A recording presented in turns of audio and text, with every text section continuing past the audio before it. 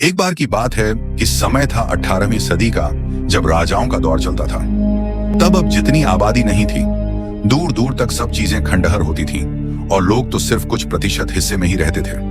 वहां पर एक राज्य में दो राजकुमार रहा करते थे। एक का नाम कायर था और दूसरे का नाम सायर था। वे दोनों शरीर के बड़े बलवान थे और रोटियों के टोकरों को खा जाया करते थे जब वे खाना खाते।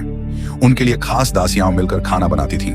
अब उनमें एक खास बात यह थी कि उनमें से जो कायर था वह बड़ा डरपोक था, लेकिन जो सायर था वह बड़ा बुद्धिमान और साहसी था।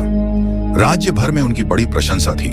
तब राज दरबार में एक किसान आया और वह आकर दरबार में विनती करने लगा कि उसकी लड़की को जंगल में हाथी उठाकर ले गए हैं और वह हाथियों का झुंड कोई मामूली झुंड नहीं है। वे हाथी बच्चों को अगवा करके उन्हें अपने बच्चों की तरह पालते हैं और फिर वापस नहीं करते। वे हाथी बड़े बलवान हैं, उन पर हमला नहीं किया जा सकता, उनकी गिनती भी बहुत अधिक है। वे हमले पर आ गए तो पूरा राज्य तक नष्ट कर सकते हैं। तब सायर और कायर अपने पिता, जो कि महाराजा हैं, उनसे बात करते हैं कि क्यों ना वे इस मामले में अपनी कोशिश करें और किसी सरल ढंग से छोटी बच्ची को वापस लाएं।